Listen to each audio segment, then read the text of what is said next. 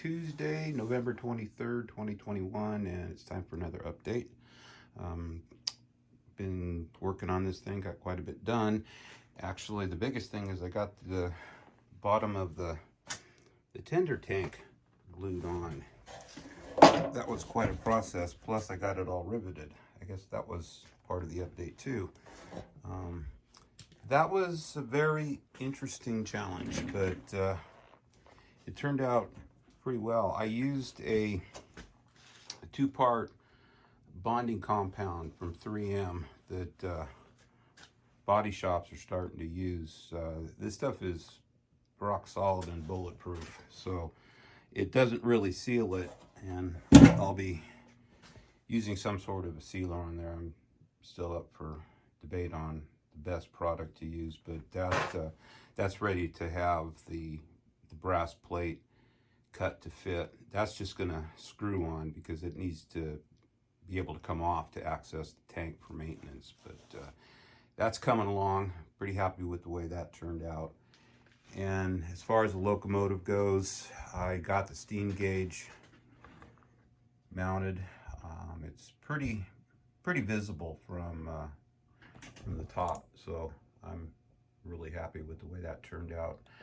I finally got all the 4 sizes of copper tubing to complete the plumbing. It's 1/8, it's 3/16, a quarter, and 5/16. So had to order all that. That's not readily available around.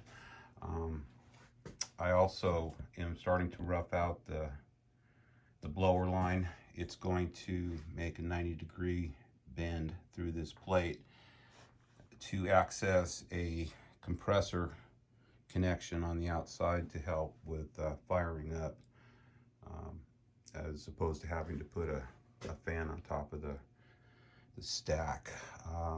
That'll all be silver soldered. There will be another valve in there. I'm not sure whether I'm going to be putting a globe valve here or some sort of a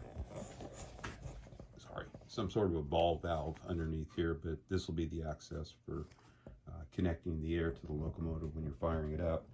The turret won't be that high. I've got to basically cut that in half because there's going to be a valve there to cut the steam access to the turret if you ever have an emergency. That's going to be added there. Let's see. I also added a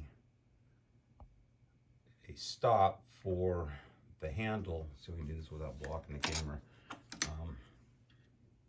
Because before the handle would fall down below the floor of the cab, this way it just, here we go, just connects right like that. So that was not that big a deal.